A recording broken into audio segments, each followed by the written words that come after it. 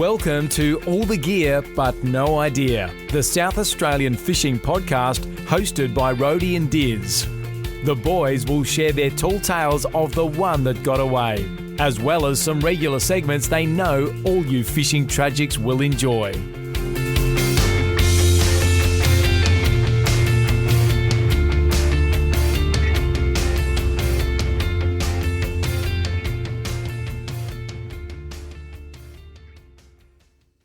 G'day and welcome to All the Gear But No Idea, the South Australian Fishing Podcast, episode 147. Dizzy, how are you, mate? Mate, it is great to be here with you. We're getting very close to episode 150 where we can really raise the bat. But do we have a celebration planned or we just wait for 200 for that? I think wait for 200. I think we push on hard to 200 and then we celebrate like there's no tomorrow. Let's get into the episode because we've got a fair bit to get through before we have Levi Nash. He's been on the podcast with us in the past, Rhodey. We're going to have a great chat with him later on today. Yes, Diz, the man behind SAFTAG, all things tagging here in South Australia, and something we've done a little bit of recently, Diz, and we're keen to get more involved in as we crack open our Cooper's Lager for the night. Yeah, good call. It's as we'll talk about with Levi later on, it's becoming more and more popular, I feel, in some tournaments or just amongst the rec fishing community in general. I'm sure there's been people that have been doing it for years, but it's great to see the awareness kicking up a notch. That's really good. Rhodey, let's get into our oranges and lemons. So why don't you kick us off with an orange, mate? Dizzy, I've only got to get through, I think it's about 6 more days of work, and then we're going to Cairns and Port Douglas for about 8 or 9 nights, which will be good, Diz, to get out of Adelaide and get up in some warm weather and do a little bit of fishing as well, Diz. Nice, mate. That'll be very good fun. My orange has been a little bit of a weekend away with the boys for Latchy's Buck Show in the Victor Harbour region. It was a great couple of days. It was, Diz. Yeah, it was good fun, Diz. Bit of golf, a couple of breweries, bit of a punters club, couple of beers at the pub. All went well, didn't it? It sure did. And speaking of golf, that was probably my lemon, was missing most of golf. Yeah, so what happened there, Diz? We called you about 100 times because you kept saying you were around the corner and you were like 5 hours away. No, that's definitely not what happened. I never said I was around the corner. I just kept giving updates on what Google Maps was telling me on the screen of my car. But yes, unfortunately, I got stuck at work for a little bit longer than expected. So I couldn't get down there for hole 1 tee off, but managed to make it down there for, I think it was about hole 11, 12, 13. Yeah, I think you got there for the 12th. And should we mention, Diz, that's how we chose the teams for golf? Could see if any of our listeners have an opinion. Oh, sure. Why not? The question that was asked by the organiser of the Bucks trip was who would win a fight in a 1.8 metre depth swimming pool, a fully grown polar bear or a fully grown shark? Yes. I obviously chose the shark because that was a great white shark that we were talking about and that was the obvious answer. Yes. You must have written a typo and wrote polar bear. No, I chose the obvious answer of polar bear for a range of different reasons, and ChatGPT really did confirm that for us. Yeah, Diz, your main reason was that sharks can't swim in 1.8 metres of water, and I had to explain to you that your dad saw one in 1.8 metres of water and Brett Mensforth filmed one in 1.8 metres of water. Little bit different to a small little 3-metre juvenile great white shark that they might have seen versus like a fully grown 7.5, 8-metre great white shark. How many 8-metre great white sharks do you think there are? There's a few. I reckon they max out about fully 6. Grown. Fully grown. 6 metres. Nah, there's do you want me to chat GPT that? You can. There's been bigger seen. All right, Diz, have you got a lemon for us? I just gave you my lemon. Oh, that was the golf, wasn't it? You rocking up late. Yeah, fair enough. Yeah, you listening or? I'm going to say, Dizzy, I spent the long weekend at the Bucks with you for 2 nights and then I went over to York's for 1 night and saw a lot of ocean but did absolutely zero fishing. Yeah, wow. Bit disappointing. Yeah, it's always disappointing when you don't get fishing in on a long weekend, isn't it? But took the kids out for a spin in the tinny and did a few laps, but that was about as close as I got to wetting a line, Diz. So that's a minor disappointment from the weekend. Oh, fair enough. Well, at least you got out on the boat. That's a win. Yes, Diz, it was good. That's oranges and lemons, I think, mate. Very good, mate. Now, social media, there's been a heck of a lot of traction on that Marion Bay boat ramp post that we had. A lot of locals commenting that they're happy with the outcome. Couple of sort of disgruntled comments, I think very misdirected, that would be fair to say. Yeah, well, I don't think we had anything to do with it. That was firstly. And I actually don't think Fraser Ellis had a lot to do with it. I think it was a council thing and he was actually pushing for it to get fixed, which has ended up happening. So I think all in all, the locals are happy with the outcome from what we hear, Diz. Yeah, I think so. We've certainly had, we had a range of different negative feedback after it got built, and then sort of I think since they've made the remediations and the remedial work to the boat ramp, there certainly seems to be a lot more happier locals that can now officially use it. Yes, there's no doubting that $3.8 million was a massive waste of money, but it's better now than it was 6 months ago. Yeah, good call. That's for sure. Brody, you did the podcast a little favour and dropped off the Shimano prize pack to the lucky winner. Yes, Diz, I went and saw Lisa down she lives around Victor Harbour Way, so I did that on the way to the Buck Show, Diz, so good to do that. Well done. They would have been absolutely thrilled with that prize, no doubt about that. And she said her son can't wait to get out on the water with it, Diz, and get a bit of use out of it. So that will be good. I said send us a photo of all the fish you get into. Yeah, that sounds good, and that's a great reminder for those who might be sitting on the fence. Should I send the boys in a photo of my fishing adventures? Should I not? Well, that's anything to go by. Just do it. Don't sit on the fence. Just send them in. More prizes to come, Diz. More competitions on their way. Yeah, we love a good competition. All right, Rody, let's get stuck into the news. Rody and Diz have been searching far and wide to bring you the latest news across all fishing in the state, and will give you the rundown on what you need to know.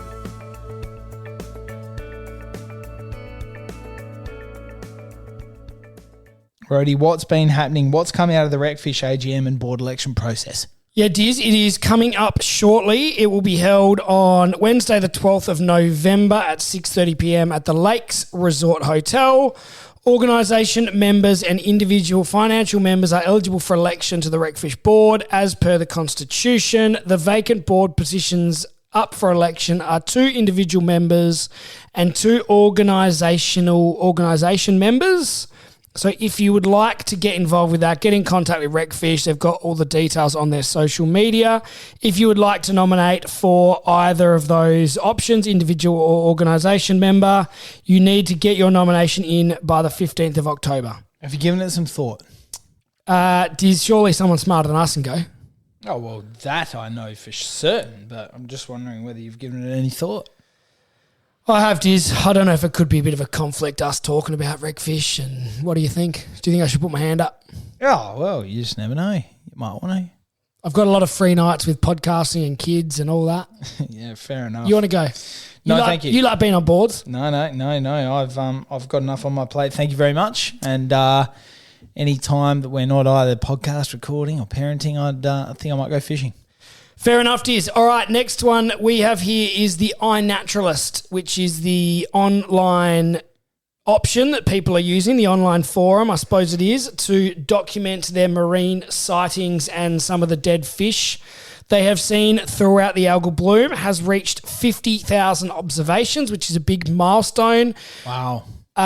Contributed by 1,008 citizen science recorders. And I think the other thing, the way I understand it, is that 50,000 would be a lot more fish than that, because someone might record like 300 leather jackets as one observation. Oh, right. Okay. So it's one observation, but it could be like that's a million the way fish. I think people are counting like lots of fish and putting them in as one observation. Yeah, okay. Wow. Interesting. So 1,008 citizen science recorders. So on average, they've been out and done that 50 times. Diz recorded something. Because I was going to say, I reckon sometimes that I've walked to beaches, 50,000 would not be, there's been heaps more than that. Yeah, well, exactly right, Diz. And I was at Black Point on the weekend and there was a few leather jackets. I reckon there was about 1 every 5 metres of those small little leather jackets. Yeah. But 6 or 7 weeks ago when we were over there for the wedding, there would have been 50 leather jackets per metre along the beach. There was thousands of them. So what that tells me is that side of Yorks is starting to improve, hopefully, Diz, which we will touch on in the fishing report as well. Good call, Rody. Absolutely love it, mate. And thank you to everybody recording their observations. I'm sure it's very much helping that, scientific effort and the research that's going into the algal bloom in there and their efforts to sort of work out the reasons why and hopefully put some strategies in place to prevent it ever happening in the future. Rody, Gone Fishing Day. Coming up. Yes, Diz, RecFish are putting on something for that. It is Sunday the 19th of October. They're running an event down at Happy Valley Reservoir, 10 a.m. till 2 p.m. There'll be fishing clinics, cooking demonstrations, and a fishing competition. Please ensure you register for the fishing clinics via Try Booking. You can see that on their Facebook page. Diz, that'd be a good one to get along with. Maybe, I think actually I'll be away then, but you might take Ned down for a look. Yeah, I could do. I mean, it'd be a great day, like you say. Love that part of the world, and lots of good things happening there, no doubt, by RecFish. They do a wonderful piece of work for including people into rec fishing, spreading the good word about how much fun it is, and getting people into it, whether that's kids and women and people that haven't done it before. It's a great opportunity to get down there and learn what it's all about, Rody. Yeah, Diz, I think they do a good job at doing that sort of thing. And it's I'm not sure the last one I went to, I'm not sure that was a Gone Fishing Day, but it was certainly something down at Happy Valley, and it was might have been the Opera House Exchange. True. It was, Diz. You're correct there. Well done. Thank you. You know my life a bit better than I do sometimes. Yes. Okay, Rody, the shark biopsy results had come back. So there, as all of our listeners would be aware, there had been a number of great white sharks washed up, found in the shallows, really since this algal bloom has been reported, I suppose. And some of them were sort of not sure if they are linked. Of course, it's not like it's never happened that a shark has washed up on the beach, but it just did seem to be a bit more of a higher frequency than usual. So those results had come in. Rody, what did they find? So yeah, Diz, I think there's 8 or 9 sharks that are included in this Department for Environment table that they've released. There's also some western grey kangaroos and some other things like that were sort of caught up early days. And Dizzy, 3 of the findings, what's it called? A necropsy, isn't it? Necropsy? Yep. Is that what you said? I don't know. I think it's a necropsy. Yeah, necropsy report. Sorry, I'm reading it here. 3 of them were identified as being caused basically by the algae. So there was one at Port Moorawi, a 2.7 metre great white on the 18th of April. There was another one at Henley Beach on the 5th of May. And another one at Port Broughton on the 27th of June are all listed as the same cause of death, which is physical symptoms, including gill damage, were consistent with a cause of death related to exposure to high levels of Carenia.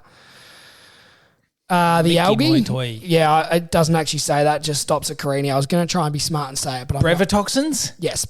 And the other 5 or 6 or whatever it is, say no cause of death was identified. So I don't know whether that meant, Dizzy, that the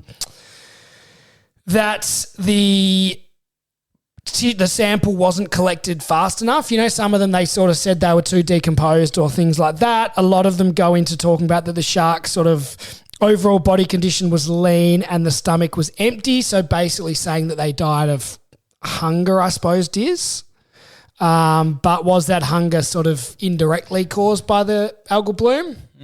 Good question. Certainly could have been. Yes. But they did go on to say on a lot of them that negligible concentrations of brevetoxins were detected in the liver tissues.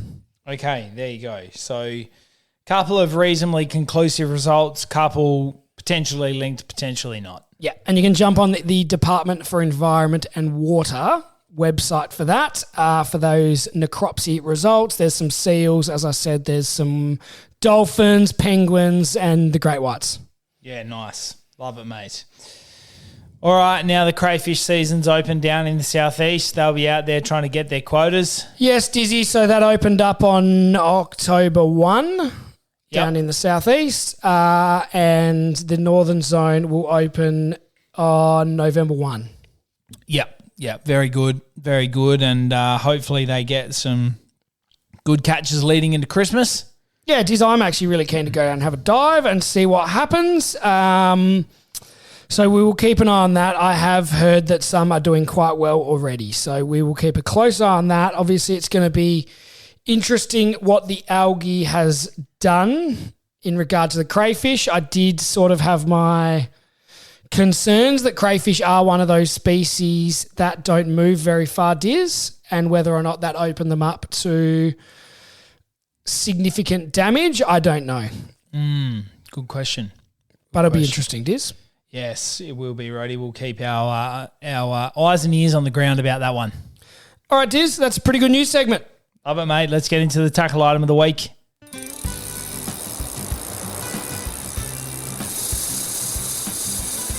Now it's time for Rhodey and Diz to really show you what it means to have all the gear with a lot of idea as they review a tackle item of the week.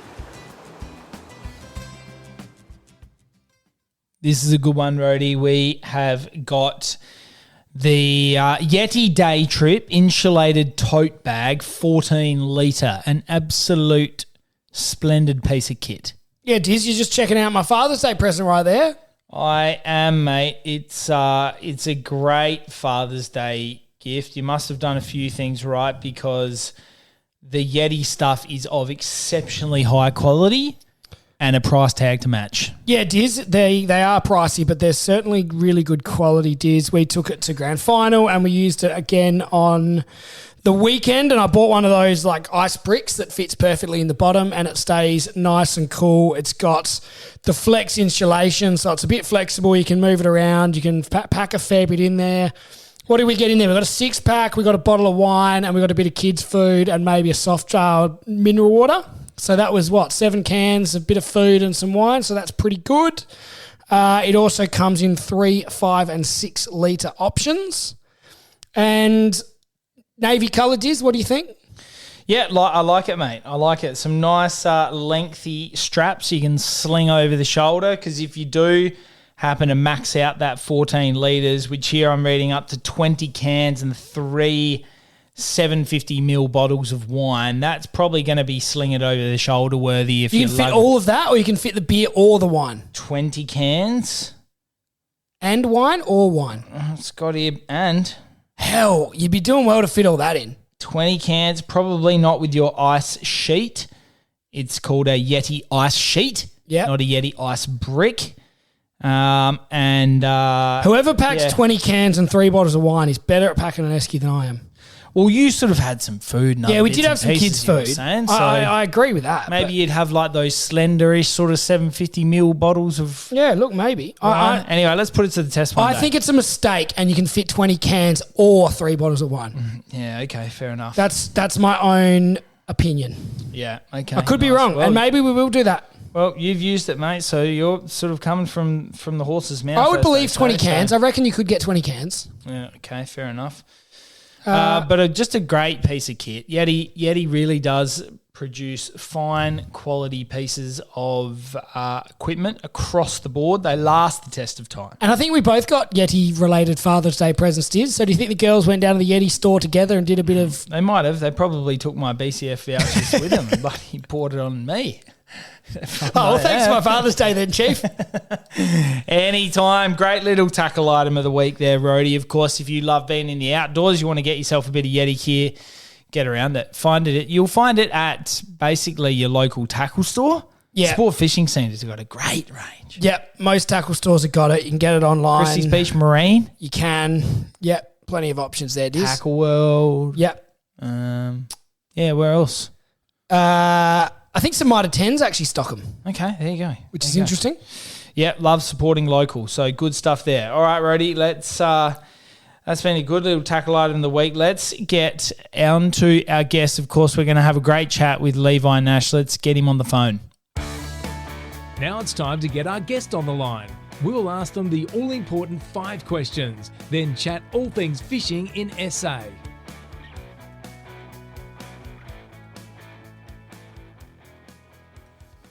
All right, Dizzy, we are joined today by Levi Nash. We last spoke to him in episode 35, way back in June 2021. Levi, welcome back to the podcast. G'day, Rody and Dits. Thanks for having me. Yeah, mate, it's great to have you back on. I reckon in 2021, we probably had our old microphone, Rody, and Levi probably heard every second word, same as everybody else out there. So it's great to have you back on, mate. We're not going to rip through those 5 questions that we do with all of our guests, but before we get stuck into everything else, tell us about any of your recent or maybe even an upcoming fishing trip that's in your diary, mate. Last weekend, I thought I'd try throwing in with a 70th birthday party, a quick trip at Carrickalinga, which I've never fished, and got a salmon trout off the beach, which the beach would have had a bit of that yucky foam, but that was good to manage that. And then I've got one coming up, a long weekend down at Kingston, where my family's from. So I'm looking forward to getting down there, chasing some squid and whiting and snapper. Very good, Levi. You mentioned the foam floating around. The salmon seem to be surviving that, don't they? So that's good. Yeah, I was a little bit surprised because I haven't really seen the foam myself as I did the other weekend, but it's quite evident, and it's good to see fish coming out of it. All right, now, Levi, that's not really when we're not putting you down in the science category, so we're not going to go too deep into the algae right now. So let's get into what we got you on here for, and that's the SAFTAG stuff that you're heavily involved with. Can you tell us about your role at SAFTAG, what the organisation does, and just tell us a bit about it?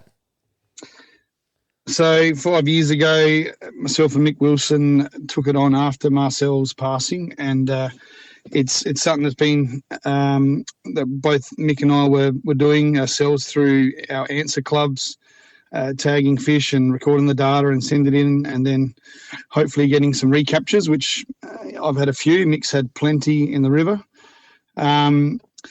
It's now we've extended a RecFish SA citizen science members to be able to join in the program as well, which has been really, really positive.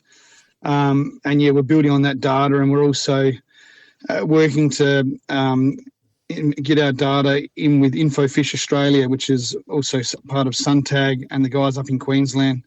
They've been doing it a lot more extensively than we have and putting a lot more tags in. So we've kind of joined up with them and using their database, and then we're still in stages of that going through. So that's pretty exciting.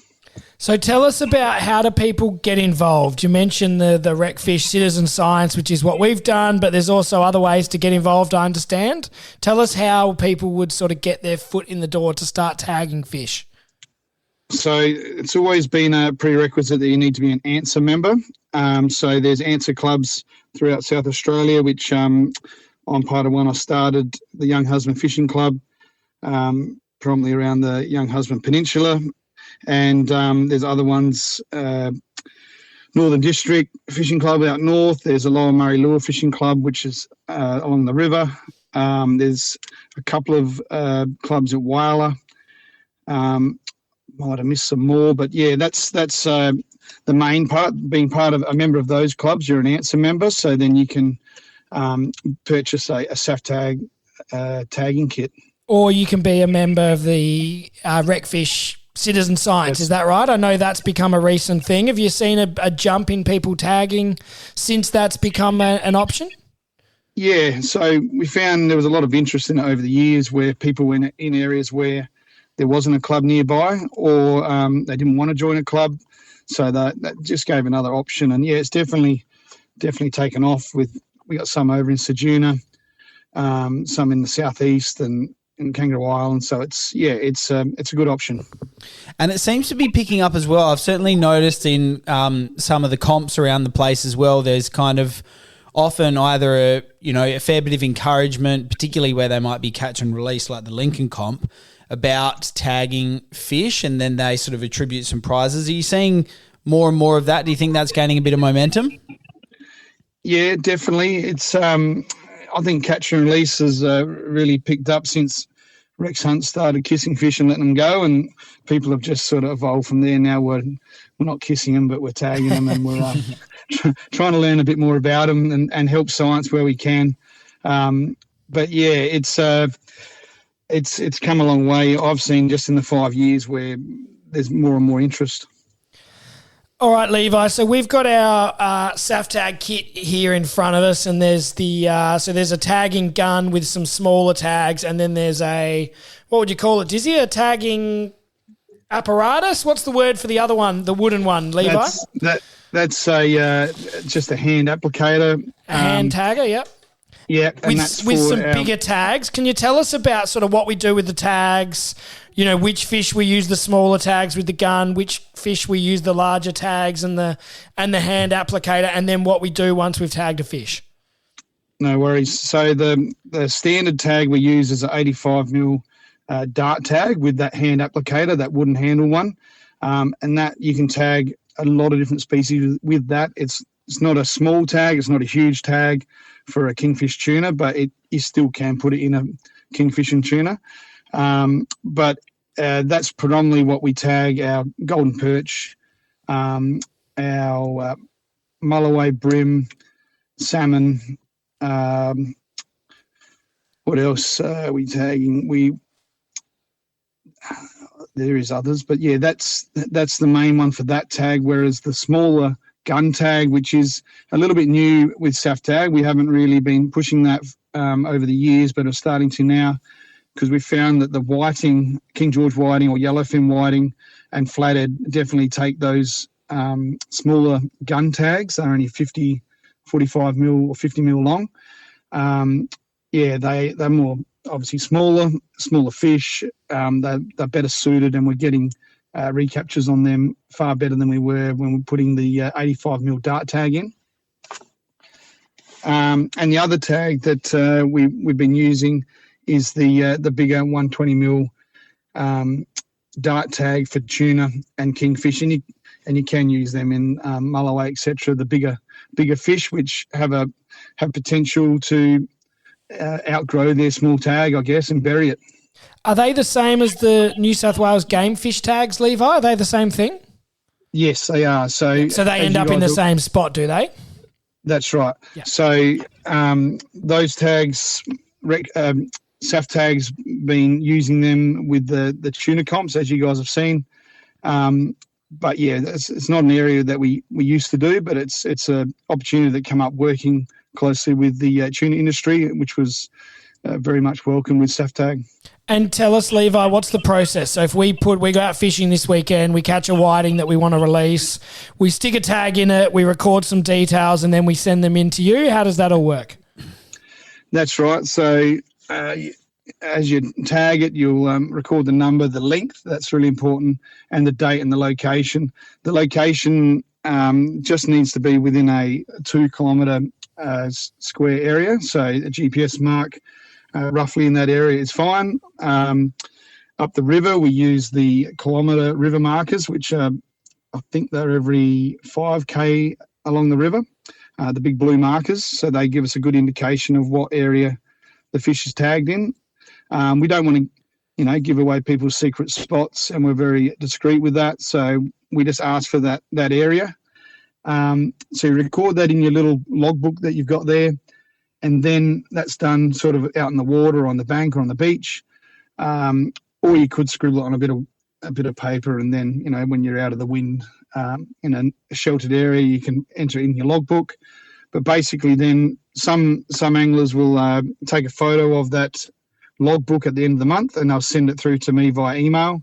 Definitely emails the go, and others will actually enter it in a spreadsheet, which I've got. I can send out to them, which is a SAFTAG InfoFish spreadsheet, which makes my end a lot easier. So at the end of the month, each tagger will ideally do that if they've tagged a few in that month, and then I'll put them into the spreadsheet. And at the moment, I'm sending that to Queensland, and they'll put it in the database. So there's still a work in progress there with that end, but they're able to do a lot more with the data than I ever could.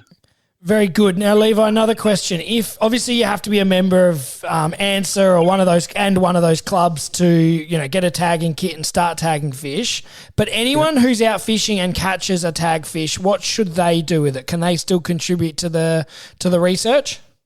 Yeah, so they've got the choice whether to keep the fish or let it go again. That's that's their choice. We hope they do let it go, but they can keep it for a feed.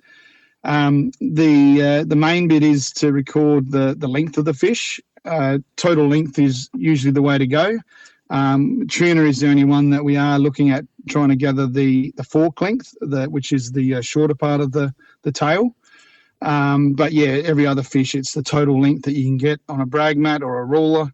If you get that, and taking photos is obviously helps, making sure we've got everything ID'd right, tag number and fish, species, etc.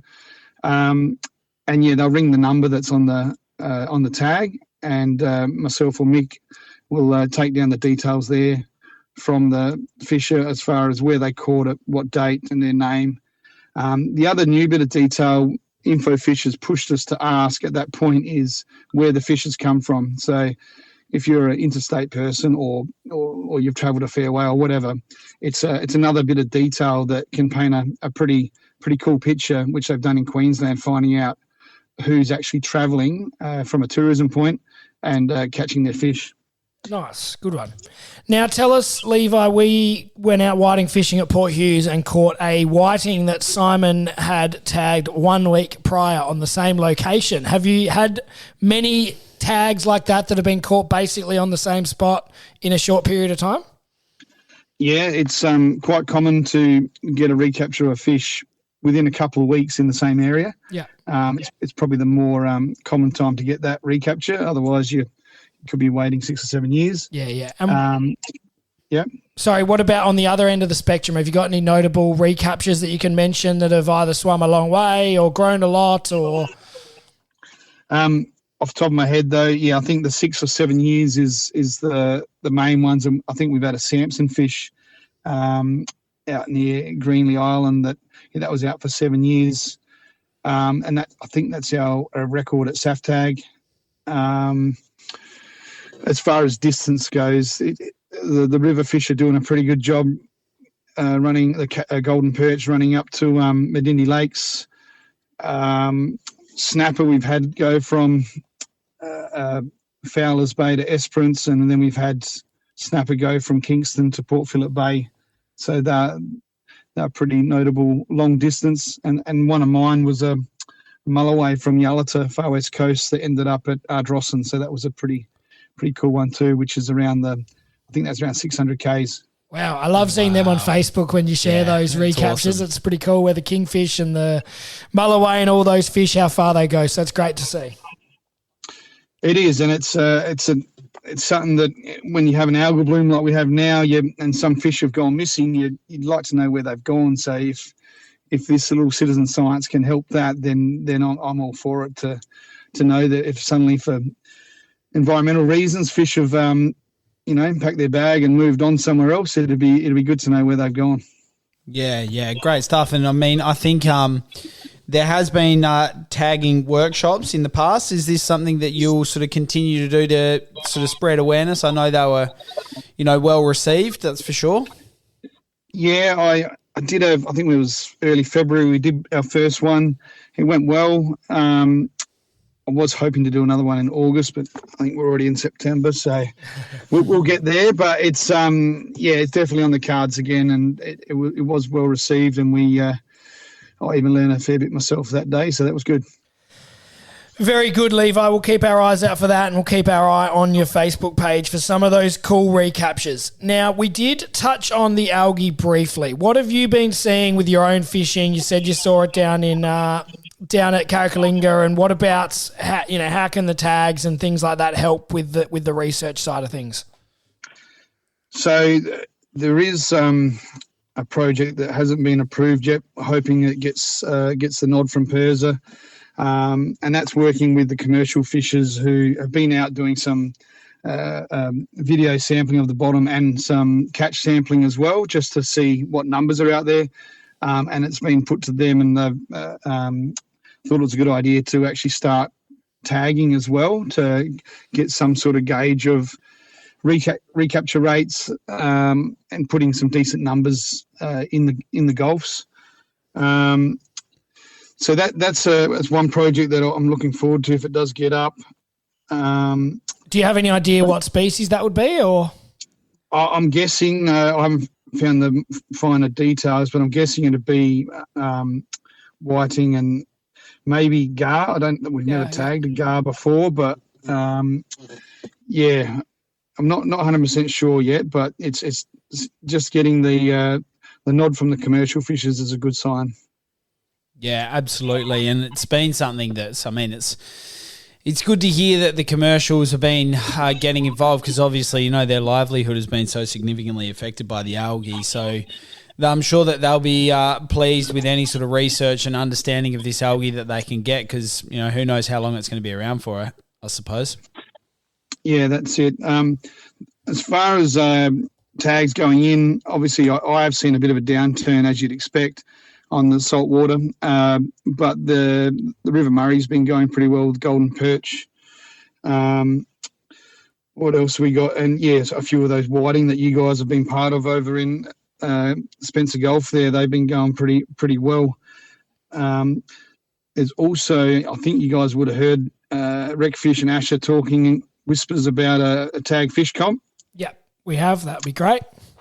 It's that sort of talk's getting a bit more solid, so SAFTAG will be involved, but again, it hasn't had the final stamp yet, but looking forward to that. If we can, get something up similar to Victorian bushfire golden tags, that'd be the way to go, I think. And have you got any ideas again on a species or a location or anything for them? Would they be freshwater or not too sure?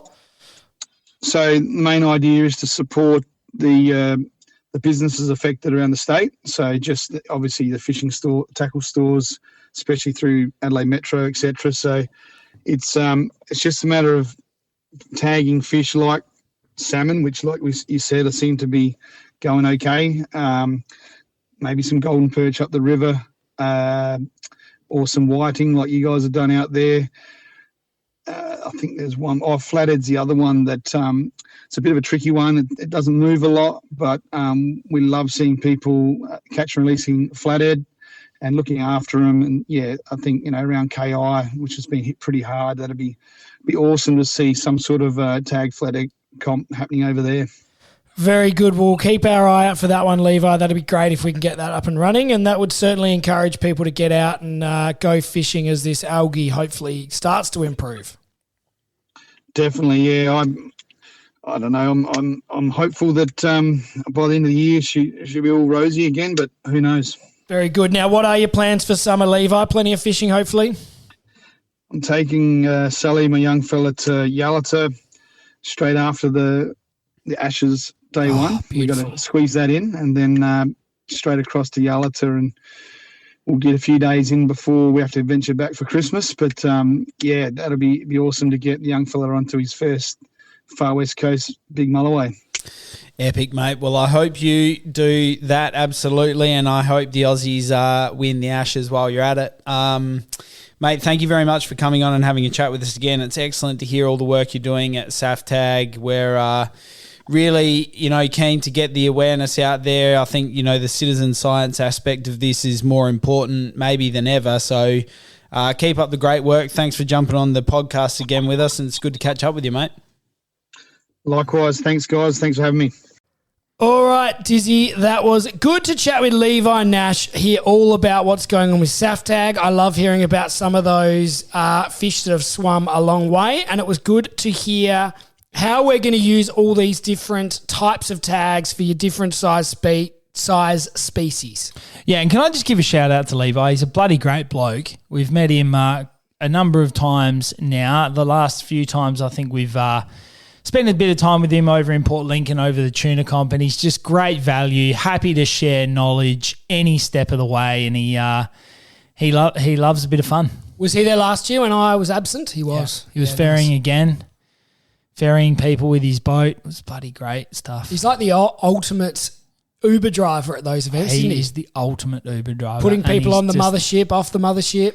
Yeah, it was great. It was a lovely anchorage. We stayed at a different spot. We weren't at Memory Cove. Where'd you stay last year? I can't remember. You've probably told me this. In Taylor's Landing, I think. Yeah, nice. And it was a great spot. Great spot for sure. Probably didn't have the squid fishing prowess that Memory Cove did. Yeah, no, well, nowhere does. That was the ultimate squid fishing event of all time. That's true. Good stuff, Rhodey. All right, let's get into the fishing report. Rhodey and Diz have been out on the water to bring you the news about where they're biting. Now it's time for the fishing report.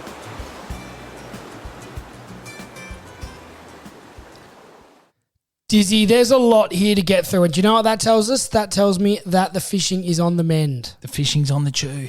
It's getting better all across the state, which is great to hear, Diz.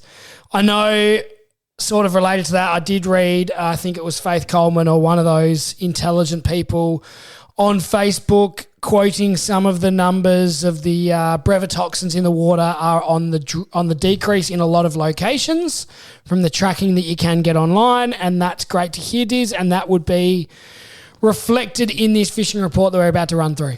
Yes, it is, Rhodey. It's fantastic to hear, and like we said, I think whenever we were having a beer or chewing the fat at some point, but we said, look, we're really going to know this summer whether things are, strongly worsen when we get those hot, long days and calm spells and a bit more stagnant water. So we're anxiously waiting because we know how damaging this has been, but we're also a bit buoyed by the fact that some areas are starting to fish a bit better.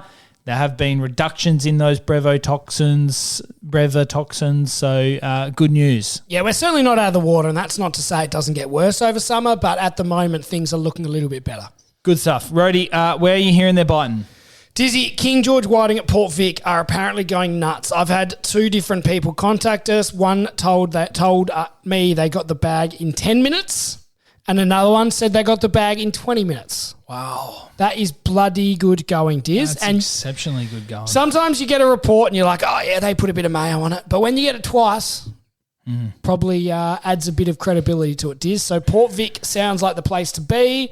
Seems like it's going a little bit better than the Port Hughes area that was firing really well a couple of months ago, Diz. But certainly still fish up at Port Hughes. Yeah, I was going to say, Rich has still put up a few posts of getting out there and getting the bag. Certainly not like as quick as it was, but we've still been seeing some good reports from there too. So that you're right, that side of the Gulf, or that Gulf I should say, seems to be fishing quite a bit better. But and I did also have someone else say they got 14 squid at Moonta, which is in that region of Port Hughes as well, Diz. So that's good to hear as well. There you go. And you've had a bit of mail that St Vincent's is starting to fish a bit better. Yes, Dizzy, I don't know about 10-minute bag outs, but I have heard of whiting when I was over at Black Point, chatting to a few different people that have been travelling on that side of the peninsula, got whiting at Edithburgh and Stansbury, Diz. So that's a good sign that they're starting to creep up that eastern side of the Gulf, Diz. Yeah, it is. It is, Rhodey. It's very good news because, as we know, Edithburgh was smashed pretty hard. That was probably one of the worst areas or most publicised areas early days, wasn't it? Yeah, I think it was. I mean, mainly because it's quite a popular dive site, isn't it? The jetty there. And there was lots of good video, or not good videos, bad videos, I suppose. A lot of underwater footage of that jetty from, images and film from times gone by versus after the algae had ripped through there and done the damage that it did. So that's pleasing news, Rhodey. We're also hearing Southern Fishing Charters. They're getting lots of snapper and nannies. They always do really well on the fish, don't they? They certainly do, Diz. They're doing well and heading down sort of south of KI where the snapper are allowed to be caught, and doing really well on both the snapper and the nanny. Yeah, happy days there, Rhodey. It's going to be one of those things that some of those fishing charter operators are usually the first to sniff out a few tuna, and I know they're probably not going to be, they're not here just yet, but it won't be long, mate. You blink and there'll be some tuna swimming through these waters, so we're very sort of, I guess, waiting for that news to be coming through for those that are out on the water, getting them early days. They're always the good fish to catch. You tend to get it by yourself, which is always good fun. Rhodey, yellowfin whiting on a bit of a land-based option. The Northern Flats are fishing well. Yeah, Diz, I've seen that pop up a couple of times. Not a lot of fish, and they're not getting them really quick, but they are starting to get a few up around sort of St Kilda and up north of there. Oh, happy days. Good so that's good to hear, Diz, that maybe this side of the Gulf is slowly getting there as well, Diz. But we will, as we say, keep a close eye on that. Yeah, good stuff. And Simon and Richard got away with the kids. They did, Diz. They got away for the long weekend, from all reports, over to Bundaleer Reservoir, Diz. Got into some natives. They did, and that's always what we like to see. Firstly, that's a good example of sort of getting out into the regions and finding some fishing that's not affected by the algae, but also great to see them getting their kids into it. And they were some big silver perch they caught, Diz. Oh, they were some great size perch. That's for sure. They would have had a great time catching those. That's for sure. Would have pulled a bit of line for the young kids, Diz. That was really good on them. Absolutely, especially when we know Richard loves setting 1 kilo line class records, mate. So if he was out there with that piece of kit, I think he commented that he was using 1 kilo line. I wouldn't be surprised. He absolutely loves it, and I reckon he would have had a great amount of fun on those good sized perch on 1 kilo.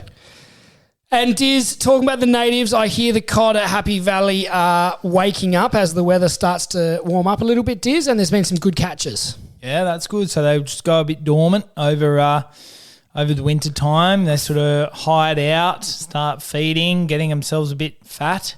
I think they're really starting to get firing, Diz, and we should actually do that again. Maybe if I wasn't away, we could have gone fishing day, but it'll be a good day nonetheless. Good stuff. And Rhodey, has there been some big fat tuna turn up to Portland, has there? Yeah, Diz, I can't remember exactly where I saw that. I think it was one of the Victorian charters that was over there catching some big fish again at Portland, Diz. So that's a great sign that fishery is still going well. Whether or not they reappear back over the border in Port Macdonald will be another question, but it's a positive sign that nonetheless, Diz. Yeah, absolutely. It is, Rhodey, and we'll just keep our eyes and ears on the ground about that one too, won't we? We will, Diz. And the other big fish that is firing is the kingfish at Port Augusta, Dizzy, going really well. There's been some big fish caught on different lures. I've seen jigging and I've seen some topwater lures doing the damage, Diz. Wow. Some big fish and some small fish, but they seem like they're going pretty well, which we're a bit waiting nervously to see what happened when the algae was around, but it certainly hasn't got that far up the Gulf over there and fishing well. Yeah, absolutely. Love that, Rhodey. That's really good news. Rhodey, where can the listeners find us, mate? Dizzy, send us a message. Give us your photo. Share with us on Facebook and Instagram. We're all over wherever you get your podcast. Spotify, Apple Music. We're on YouTube, and that is now running like a dream, Dizzy. We had a few hiccups, but that's running beautifully. Yes, love it, mate. Well done. Thanks for tuning in. As Rhodey said, send us in your socials. We love hearing from you and seeing all your fishing adventures. For now, thanks for listening in. We'll see you at episode 148. Rhodey and Diz hope you enjoyed today's episode of All the Gear But No Idea. Keep up to date by liking and sharing us on Facebook and Instagram. And you can subscribe on all the major podcast platforms. Until next time, good luck fishing.